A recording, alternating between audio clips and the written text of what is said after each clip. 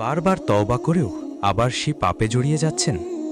আপনি হয়তো ক্লান্ত, নিজের উপর বিরক্ত, প্রতিবার পাপের পর নিজেকে প্রশ্ন করেন, আবার কেন করলাম? মনে মনে ওয়াদা করেন, আর করব না, এবারই শেষ। কিন্তু কিছুদিন পর আবার সেই ভুল, আবার সেই পাপ। এই গোপন পাপ যা কাউকে বলা হয়নি কখনো, যা শুধুই আপনি জানেন আর জানেন আপনার রব। এই পাপই ধীরে ধীরে আপনার হৃদয়ে অশান্তির বিষ বুনে চলেছে। বাইরে থেকে সবকিছু ঠিক মনে হলেও ভিতরে কোথাও একটা শূন্যতা থেকে যায়।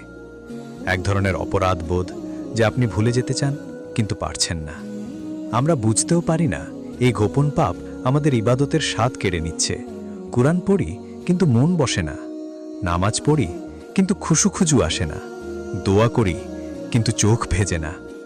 এই পাপই আমাদের রিজিক থেকে বরকত হ্রাস করছে।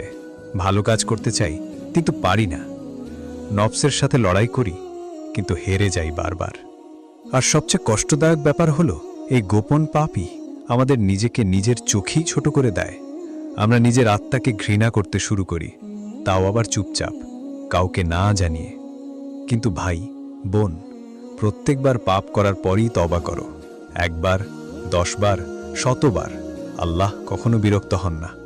রাসূল সাল্লাল্লাহু আলাইহি ওয়াসাল্লাম বলেন, যদি তোমরা গুনাহ না করতে তবে আল্লাহ তোমাদের পরিবর্তে এমন এক জাতি আনতেন যারা গুনাহ করত এবং তওবা করত, আর আল্লাহ তাদের ক্ষমা করতেন। এই হাদিস থেকে বোঝা যায় আল্লাহ তওবা করা কতটা পছন্দ করেন। তোমার চোখের এক ফোঁটা অনুশোচনার পানি আল্লাহর কাছে পাহাড় সম গুনাহ থেকেও বেশি মূল্যবান। তাই কখনো আশাহত হইও না। ইবলিশ হয়তো তোমাকে বোঝাবে, তুই এত পাপ করছিস, আল্লাহ তো তোকে ক্ষমা করবে না, তাই তওবা করে লাভ কি? আসলে এটা শয়তানের একটা চাল, যাতে তুমি তওবা না করো। ইবলিশ জানে আল্লাহ ক্ষমা করতে ভালোবাসেন, তাই তোমাকে যে কোনো মূল্যে প্রতিহত করতে চায়। তাই বলুন, হে আল্লাহ, আমি ভুল করেছি, আপনি গোপনে পাপ দেখেছেন, এবার আপনি গোপনেই ক্ষমা করে দিন। বারবার তওবা করেও আবার সেই পাপে জড়িয়ে যাচ্ছেন। আপনি হয়তো ক্লান্ত, নিজের উপর বিরক্ত, প্রতিবার পাপের পর নিজেকে প্রশ্ন করেন, আবার কেন করলাম? মনে মনে ওয়াদা করেন, আর করব না, এবারই শেষ। কিন্তু কিছুদিন পর আবার সেই ভুল, আবার সেই পাপ। এই গোপন পাপ যা কাউকে বলা হয়নি কখনো, যা শুধুই আপনি জানেন আর জানেন আপনার রব। এই পাপই ধীরে ধীরে আপনার হৃদয়ে অশান্তির বিষ বুনে চলেছে।